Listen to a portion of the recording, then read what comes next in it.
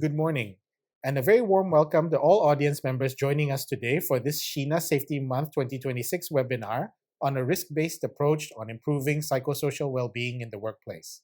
For today's session, we would like to reframe psychosocial well-being as a fundamental leadership responsibility and a core pillar of occupational safety and health.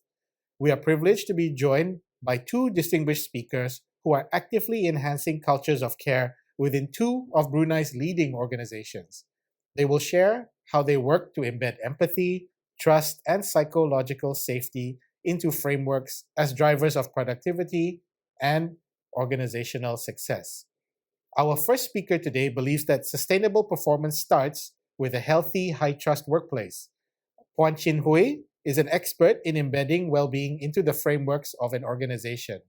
Beyond her role as Deputy Head of Group HR at Baiduri Bank, she is a certified BDAC SMC mediator and a corporate wellness specialist. Her unique approach combines rigorous corporate strategy with a master's in distinction with practical insights into emotional intelligence, NLP, and psychological first aid. We are pleased to have her here today to showcase Baiduri Bank Group's psychosocial well-being framework and share some of their best practices. Huan Chin Hui, the floor is yours. Hello and welcome everyone. First of all, I'd like to introduce myself. I'm Chin Hui, Deputy Head of GHR at Baiduri Bank, one of Brunei's largest and multi-award winning financial institutions. Before I start my webinar presentation, I'd like to thank Shena for the opportunity to share our bank group's journey today. At Baiduri, our focus on psychosocial well-being began in 2020 and is anchored as a key part of our people strategy and overall strategic intent. It reflects our commitment to build an environment where our people can thrive both professionally and personally. This is aligned as well with this year's World Day for Safety and Health at Work theme on good psychosocial work environment, a pathway to thriving workers and strong organizations. So today, I will be sharing our experience, what Baiduri has learned along the way, and some practical ideas that you may find useful as you shape your own approach to psychosocial well-being in your organizations. Firstly, let's start with a general understanding of psychosocial well-being. Generally, psychosocial well-being refers to how work is designed, how our colleagues' behaviors and systems at work impact us physically, emotionally, and socially. Essentially, risk arises as a result of high job demands, little control and autonomy on our work design, inconsistent support and leadership behaviors, as well as strained relationships which may arise at work. There are many ways that organizations can identify these risks. There are a variety of diagnostic tools that can be used. Examples are employee surveys, feedback channels, reported risk indicators, and observations from our peers. For effective management, we can put in place controls at different levels of the organizations. Firstly, at an organization-wide level, through job design, workload, culture, and values. At a managerial level, we can emphasize better leadership behaviors, and at individual employee levels is to bring awareness of the support that is available within the organization. At Baiduri Bank, we believe that psychosocial well-being is a joint responsibility. HR and management have an indirect impact through alignment and the framework that is set up organization-wide. For leaders, they have a direct impact on employees' well-being. They shape daily team culture and the workload that are being allocated to their employees. Leaders are able to adjust, align team values and culture, provide better role clarity, and they are also able to detect any early warning sign and address this issue on a timely manner. So we believe that psychosocial risks are preventable and can be managed, and we don't see individual weakness as part of the work hazard. Okay, many research have shown that for high-performing team, the team culture plays a significant role in the results of the team. As being shared here, a recent study by Professor Vanessa Drasket, 30% or more of the variance in financial result could be impacted by the team culture. As for the team culture, there is a 50 to 70% variance between the leadership style, which means that if you have a good leadership style, you will provide a good team culture.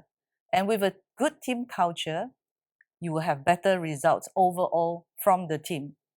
And when we look at leadership styles, they are mostly influenced by the individual leader's values and skills. Now, what do we mean by this? The research have shown that leaders who ensure equality, provide better feedback clearly, are more open to open communication, where employees can raise concerns and emotions, are able to respond to the needs of their employees better. This style of leadership enables the leaders to respond better to conflicts, handle mistakes within the team more effectively, and they are also able to praise or correct behaviors on a timely manner. At the same time, most of these leaders are able to emotionally regulate themselves. They are able to project a calm and respectful outlook to their team, at the same time also modeling vulnerability. Now, what does this mean for the team? For teams with such leaders, they are able to have psychological safety.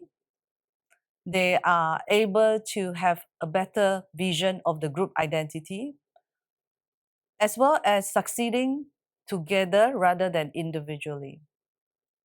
When teams are able to display these values, they are also then more creative, collaborative, productive, and overall more emotionally resilient.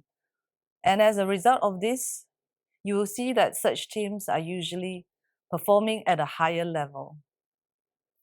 In this slide, I would like to share with you some of the initiatives or indicators that are being used within our bank to monitor our employee well-being.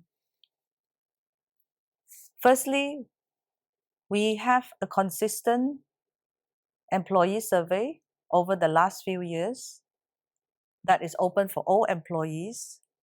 So far, we have a participation rate of more than 90%, and over the years, our engagement score has increased more than 10%, and most recently, we're able to surpass Asia Pacific and the global average of more than 75%. The annual surveys provide us indication over 15 categories for all departments, more than 5 employees, for us to understand what are the challenges each team are undergoing. With these results, we are able to provide better support for leaders. And with leaders being more able to support their team, we will also see that this is reflected on the ongoing pulse survey that takes place every quarterly. We also have e-voice channel. That is an open channel, again, for all employees, either digitally or physically, across all our branches, at all locations, where employees can raise concerns for themselves as well as others. Over the years, we've seen more participation in this e-voice channel, which give us indication that people feel safe to raise their concern.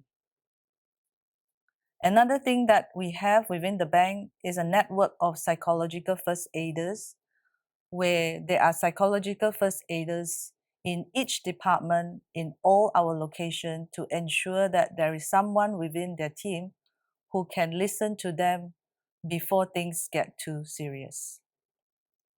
And if all that fails, we have an in-house employee relations department manned by a counselor, a trained counselor, internally as well as externally, such that if our employee needs such support, we're able to activate them.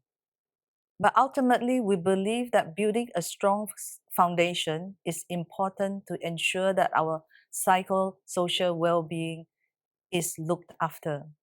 And all of us, live by our timeless values. These values have been embedded in all our processes, right from when we recruit our people, be it during interviews, when they're first onboarded in induction, during their review, either mid-year or at year-end, during promotion process, as well as year-end performance processes, and ultimately, as well as for disciplinary processes. So for us, as an Baiduri employees, it's very important that we exhibit these values of trustworthiness, inclusivity, empathy, as well as being enterprising. As you can see here, we have a big network of psychological first aider who have been trained, which are located in all our departments, branches, location. So they act as the first point of contact where our employees can reach out to. This psychological first aider that you see here, they provide a diverse range of support that is accessible to all our employees. They are made up of our male and female employees that are from different level, clerical, as well as all the way up to managerial, as well as from different age group. We hope that with this number of psychological first aiders, there's always someone where our employees can reach out to. At Baiduri, we approach our psychosocial risks in a structured manner like any other risk we face in our organization. We identify through many early indicators to prevent if possible and to manage it effectively. When you look at this slide, as I mentioned before, we do have engagement scores for all our departments, and the dashboard that is to the left side of this slide shows you an example of the dashboard that each employee leader have access to. So they can see through this indicator which 15 categories that they score well in and which categories they will need to improve on. There are a variety of indicators they can look at: well-being, managerial effectiveness, inclusivity, communication, teamwork, and so forth. By identifying this hotspot for themselves and for us in HR, we are able to provide better focused support for teams that need them. Some other indicators that we use to indicate attention may be required are metrics such as medical leave, overtime, as well as attrition rate that have been clocked up by each department. These metrics are important because they provide leading indicators for issues that may be arising. Additionally, we also have incidents report that are being shared on a monthly basis, which highlight errors or near misses. These issues are important for us to address. If it occurs more than once and we see a trend, it is also something that we choose to focus on and to address this issue early on. For this slide, I'd like to refer back to the previous two slides that you've seen. So as an employee, you can reach out to the psychological first aiders, which are within your team. And from an organizational point of view, we have indicators that we can look at from a holistic point of view to highlight any hotspot. For this slide, this is the support and awareness we bring to our employees to empower them with life skills to manage a work-life balance through 4 dimensions. We run classes, workshops to ensure that our employees gain awareness in these 4 dimensions. Physical dimension, where we focus on health through physical activity and proper nutrition. On the mental dimension, We promote emotional and psychological well-being activities such that they can understand what a positive work-life balance looks like. For the spiritual dimension, we also have activities that focus on purpose, values, and inner well-being which individual employees feels meaningful.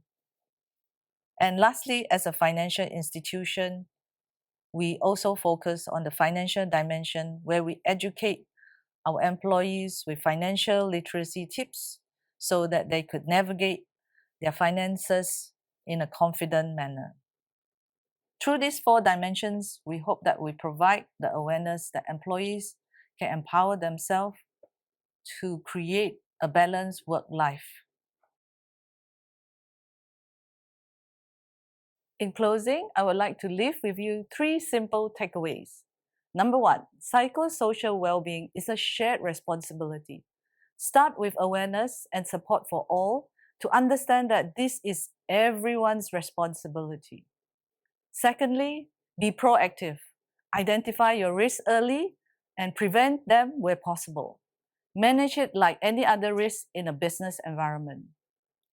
And lastly, keep evolving. Adapt to the changing needs of your people and workplace. This will allow your approach and initiatives to be relevant. Baiduri is always working towards a better employee wellness journey. We hope that this principle will be useful for you too. Thank you. Puan Chin Hui's presentation outlined for us a comprehensive framework for managing mental and emotional health within the workplace, specifically tailored for Baiduri Bank Group. It shifts the perspective of psychosocial hazards such as stress, heavy workloads, and poor role clarity from being strictly HR issues to being recognized as critical occupational safety and health risks. Some key tools that were stressed by her were: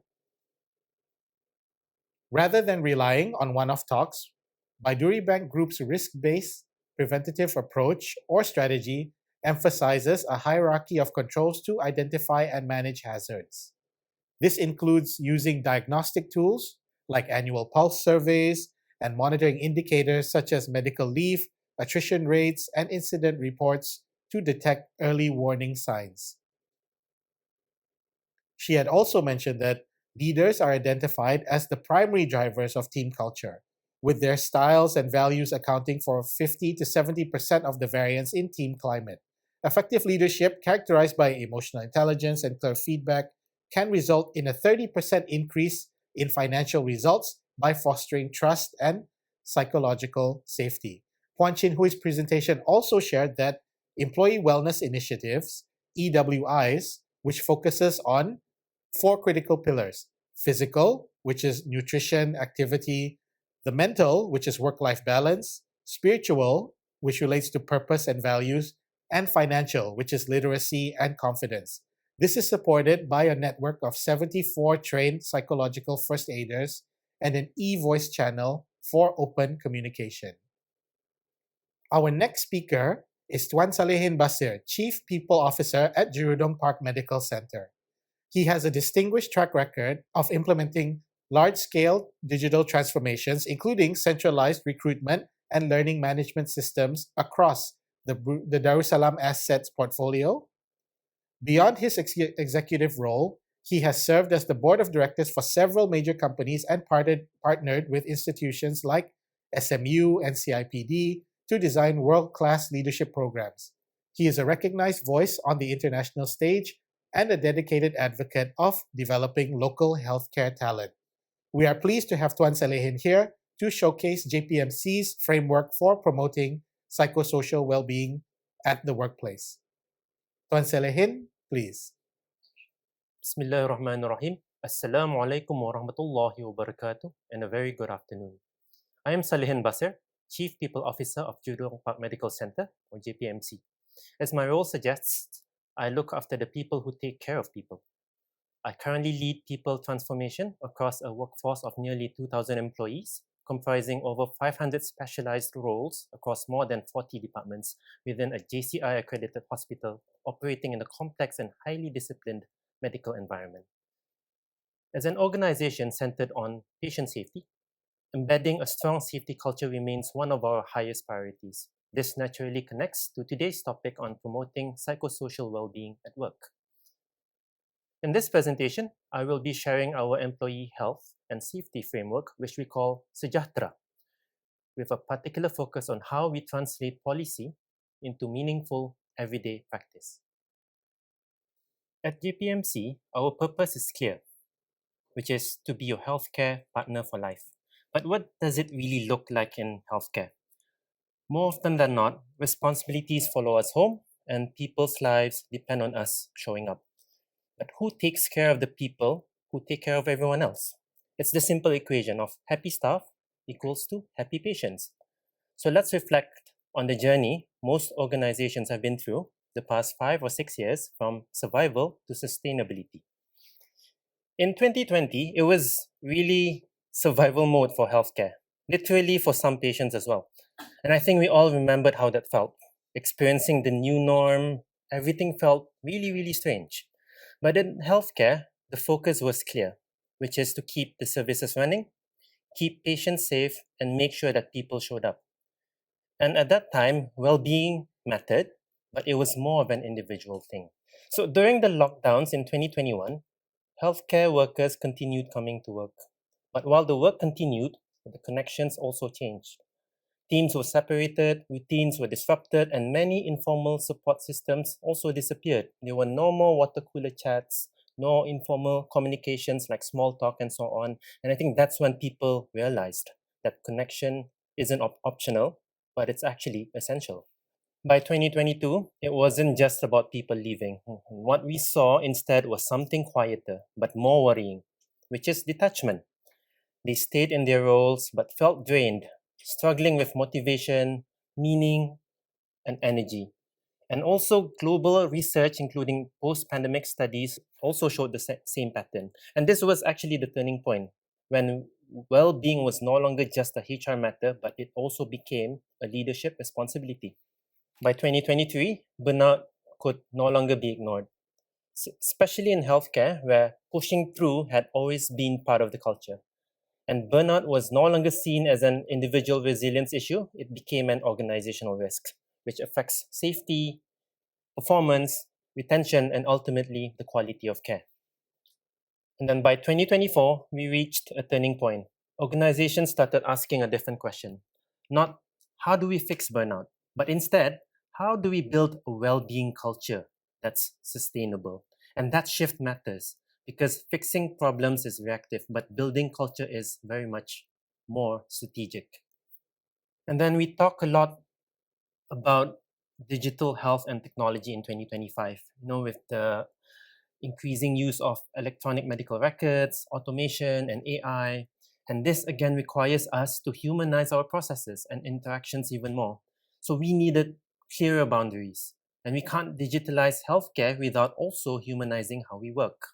So based on that timeline, there's this shift from IR 4.0, which emphasizes on digitization and tech. And then supposedly we are moving towards IR 5.0 after COVID and advancements in digitization, because people have gotten really tired of looking at screens and starting to value and crave human connection. And building this connection or a safety culture isn't just a skill that you can learn in a robotic or paint by numbers sort of way. It's very fluid, just like learning to pass a ball, when playing football or netball. You recognize these patterns, react quickly, and deliver the right signal at the right time. Like you're in a conversation, you can actually tell whether someone is actually listening or actually just hearing you.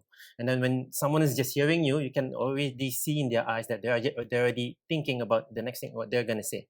But if someone who is actually listening to you, they're actually nodding and engaging, and they would be asking follow-up questions, like, what do you mean by that? Tell me more about this. And organizational culture on how we do things. And I think it really boils down to how we interact and communicate, which leads to the behaviors and then lead to outcome. So let me give you a simple example. I remember last time when I was in BIA, we had this family fun day.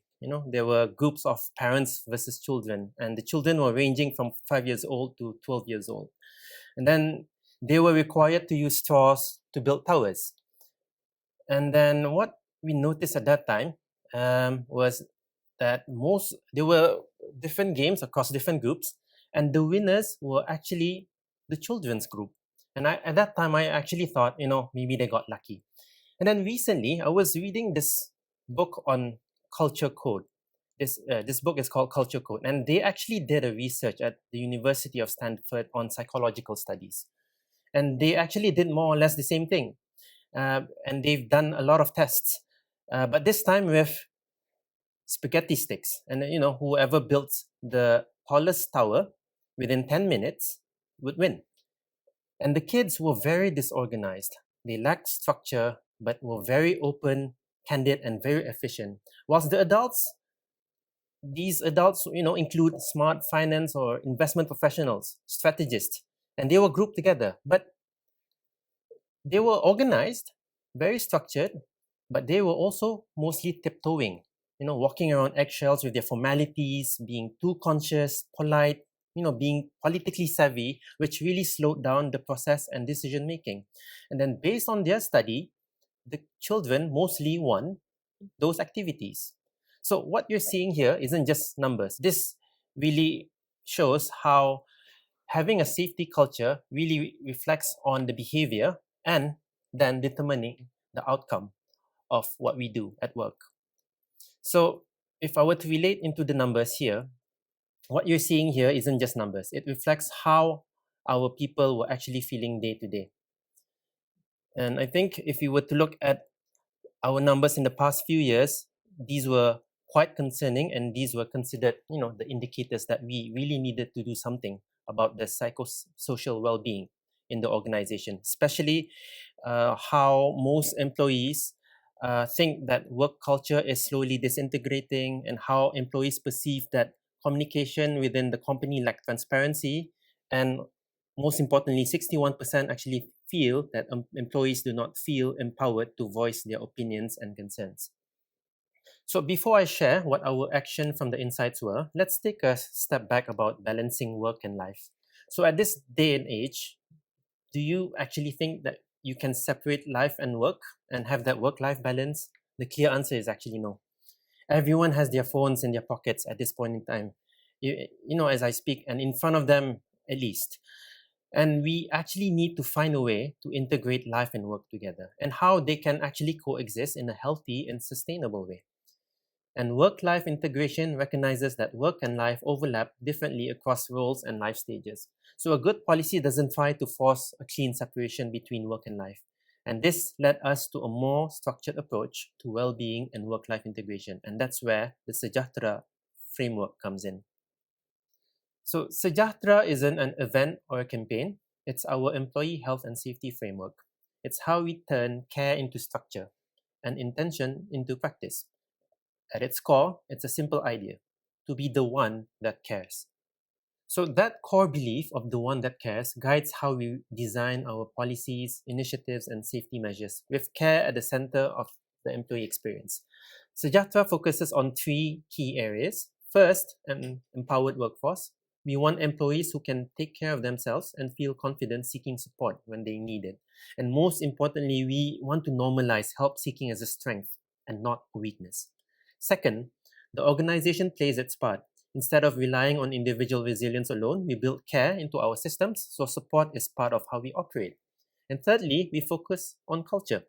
Well-being isn't a one-off campaign. It's about everyday behavior, so people feel safe and supported at work. At its heart, Sajathera reflects a simple truth. When people feel genuinely cared for, safe, and supported, they're more engaged, more resilient, and more purpose-driven to deliver quality outcomes. But for Sajathera to work, it can't live only in policies or programs. It has to show up in how people work, how leaders lead, and how decisions are made every day. And that's why our values matter. Empathy and belonging ensure no one feels that they're carrying the load alone. And purpose connects daily work to something meaningful. Growth supports learning at every stage of a career, and an agile mindset which allows flexibility and resilience as roles and life stages change, especially in healthcare.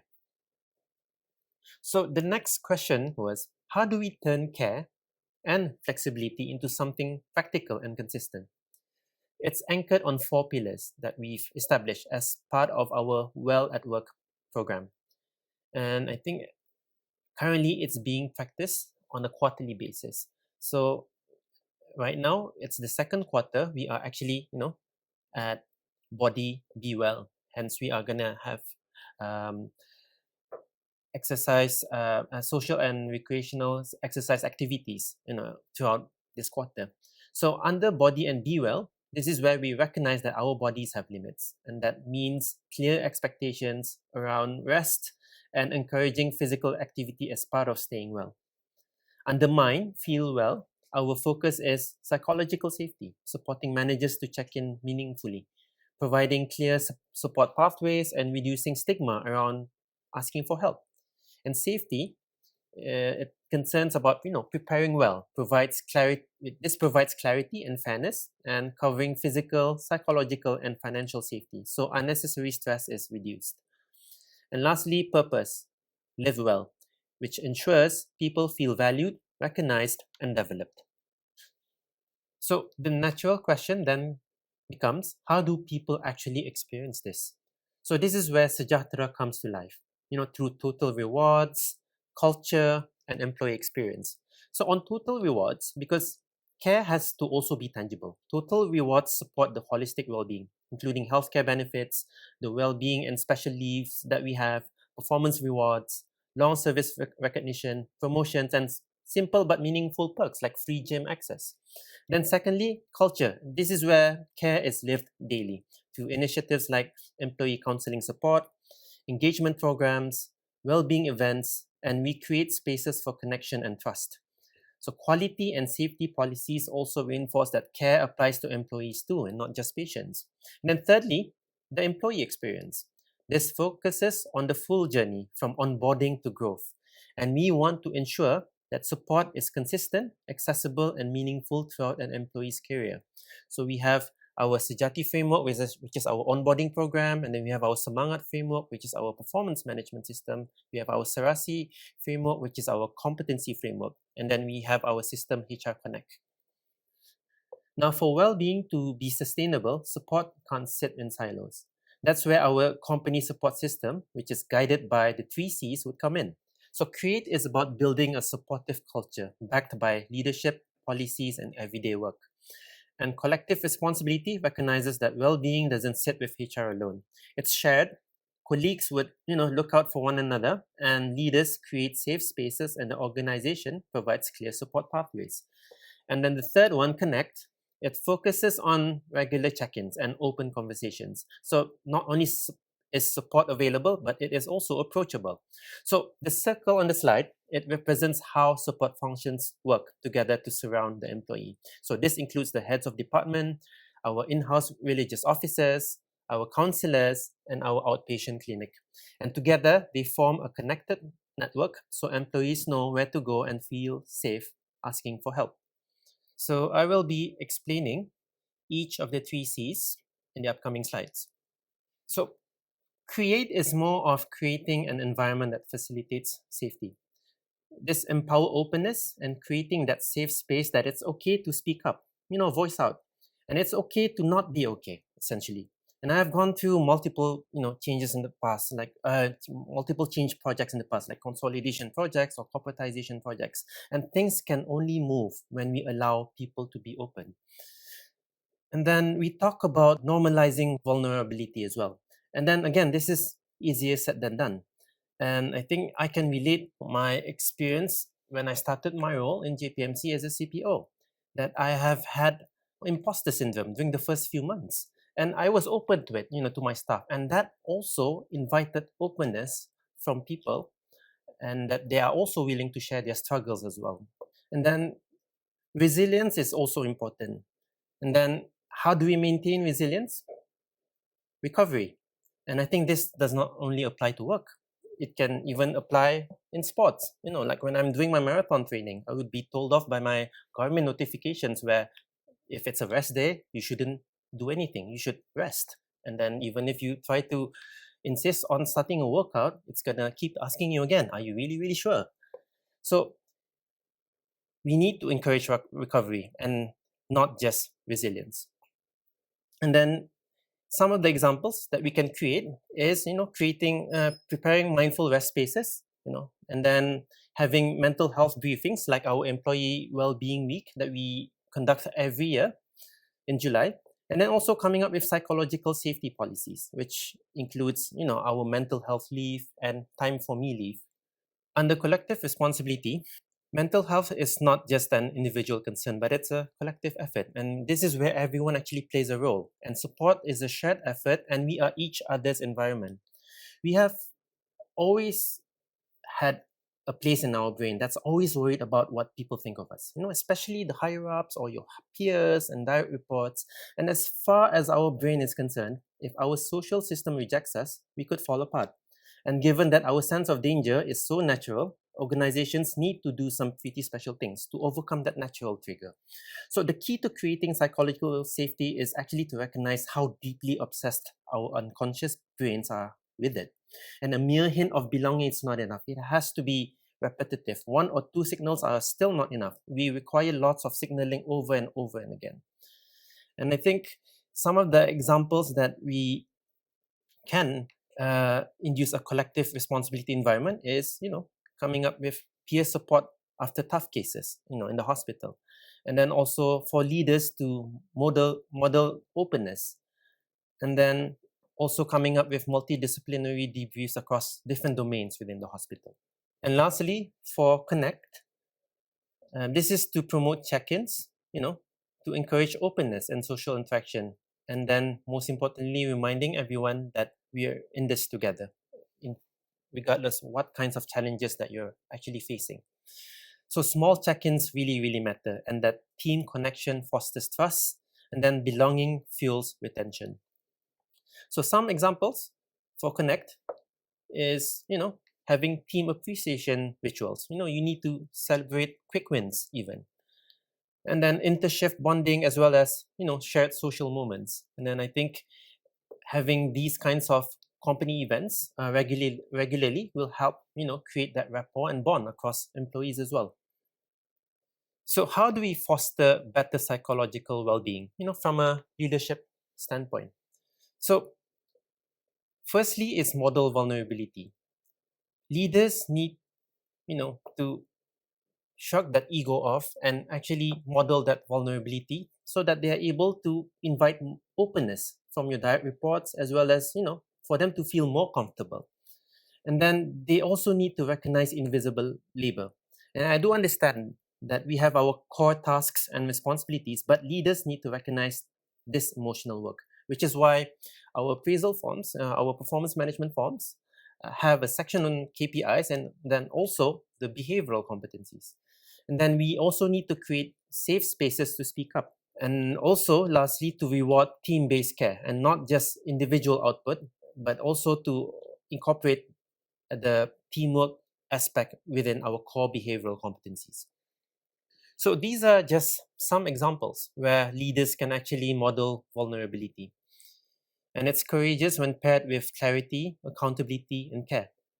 Like the first one, I made the wrong call on the project timeline. Let's learn from it and adjust. And so this actually shows accountability, encourages a culture of learning over blame. And then secondly, when I started in this role, I struggled with imposter syndrome too. And this will also invite openness and comfort across their peers or direct reports. And then the third one, I'd appreciate your feedback on how I handled that meeting. This also shows humility and openness to growth. And then the fourth one, I don't have all the answers right now, but here's what I do know and here's what we're doing next. And so this also builds credibility through honesty and reassures transparency and direction. And then the fifth one, creating a safe space that also builds psychological safety. And then the sixth one, it's been a tough few weeks, for many of us. And I just want to acknowledge that and thank you for showing up. And this also reinforces humanity, care, and EQ.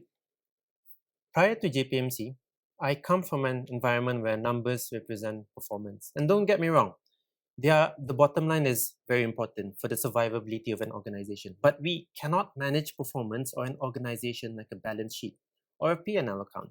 So well-being, trust, and focus are essential platforms in any setting, which will evidently lead to productivity. And then whether you want to admit it or not, we as human beings, we're social beings and we need that human connection. And I think that's how humanity survived during the early days. They formed tribes in order for them to survive. And then if you want high performance, we really need to start with human connection. And it's not just human beings, even aliens need human connection. And if you don't believe me, please watch this new movie called Project Hail Mary. So one of the biggest mistakes organizations make is stopping at policy, assuming that once something is written, it will be lived. So this slide shows how Sajathera moves from intention to action. So we start with leadership and culture because policy without behavior has very limited impact. And that means safe incident reporting, open conversations around ethics and patient safety, and leaders being visible and accountable through walkabouts and risk assessments. And next are systemic enablers, the structures that make well-being possible. And this includes, our well-being or mandatory time for me leave or employee counseling services, and then support network and using data like our employee well-being index to track impact. And finally, we focus on engagement and experience so that care is actually felt. Well-being events, peer support groups, recognition, long service awards, and change advocates help keep well-being part of daily working life. At this point, it's only fair to ask, how do we know that this is working? So well-being has to be measured by how people actually experience work. And that's why we shifted from policy metrics to people outcomes. And from our employee well-being index, 3 indicators actually stood out. 82.8% sense of purpose. And so this means most employees feel that their work matters and they understand why they do what they do and how it contributes to patient care and the organization's mission. So in healthcare, this is a strength, and purpose is often what keeps people going even under pressure. And then 66.5% mental well-being. About 2/3 of employees feel that they are coping mentally at work and they're managing stress reasonably well, but a significant group is still struggling. And this tells us support helps, but there's still room to do more, especially around workload and psychological safety. And then company culture, which stood out at 47.8%. Less than half of employees actually feel positive about the overall work culture. This was the key warning sign. It told us that while people still had purpose, but the environment that they were working in needed attention. But of course, these numbers matter, but what matters more is how we act on them. For example, our culture score triggered targeted leadership actions. So we focus more on trust, communication, psychological safety, and teamwork. And in terms of performance, we also saw fewer misconduct cases, not because issues vanished, but because people felt safer to speak up earlier. And more employees reached out for support, and more leaders actually requested more well-being check-ins for their subordinates. So we saw improvements in engagement and retention as well, especially among thriving and committed employees. So the takeaway here is simple. Well-being doesn't sit apart from performance. It actually enables it. And when people are well, they perform better. And I believe that's really why we're here. Not to create perfect policies on paper, but to design ways of working that actually work in real life and are sustainable. In a more recent employee engagement survey conducted by our shareholder, Darussalam Assets, we have also seen favorable increases across all of our engagement aspects, in which most of our subjective comments correlates with our Sajathera framework. So we're looking at, company culture, an increase in team dynamics, benefits and well-being, performance, professional growth, career development, and leadership. But nonetheless, this brings us to a more important question. How do we sustain this culture of care beyond policies and beyond programs? Okay, so before I close, I would like to emphasize that well-being is not something we complete. It's something that we commit to, and more importantly, sustain. And sustaining it comes down to 3 simple commitments. Firstly, leadership intent. If well-being truly matters, it must be treated as a business priority. It should be discussed, measured as a business KPI, and consistently role modeled by leaders. And secondly is designing with both empathy and data. Data shows us the trends, but people's stories give those numbers meaning. Sustainable cultures listen to both. And third is embedding psychological safety into the system. It cannot rely on good intentions alone. It must be built into policies, leadership behaviors, and the way we work every day. Because at the end of the day, well-being is not about how many programs we run, but it's about how safe our people feel when they show up to work. So, work and life must coexist, and one should never come at the expense of the other. And that brings us, to a simple truth that people are the organization, and the organization's success depends on its people. Finally, my sincere thanks to Sheena for the opportunity to share, and I wish all of you the very best in your psychosocial well-being journey. Thank you for listening. Wabillahi taufiq wa hidayah. Wassalamualaikum warahmatullahi wabarakatuh.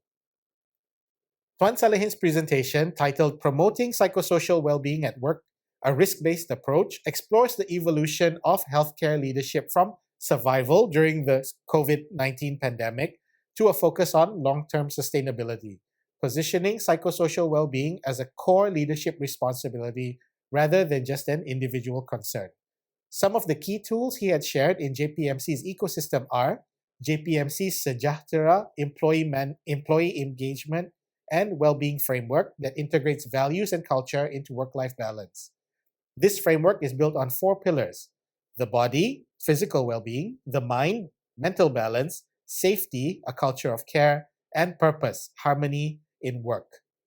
JPMC's is a uniquely Bruneian value ecosystem, meaning the 3 C's. The strategy is driven by create, collective responsibility, and connect. This approach encourages empowering openness and normalizing vulnerability. It emphasizes that mental health is a shared effort, where leaders model openness and team engagement in rituals like multidisciplinary debriefs and intershift bonding. Tuan Salehin's presentation highlights the importance of transitioning from static policies to active practice through systemic enablers like well-being leave, psychological first aiders, and an employee well-being index. Success is measured by tangible outcomes, including an 82.8% sense of purpose among employees and a significant increase in staff reaching out for well-being checks, as well as improved retention scores. As we close today's session, I want to extend a heartfelt thank you to our speakers, Tuan Chiam Chin Hui and Tuan Salehin Basir, for sharing their invaluable insights and actionable strategies. To our audience, thank you for your interest in this important topic. On behalf of Sheena, we hope that the information shared today provides new knowledge and intent to lead with empathy and human-centered purpose in your own organizations. Thank you for joining us. Let us continue working together to ensure Brunei Darussalam is a safe place to work and live.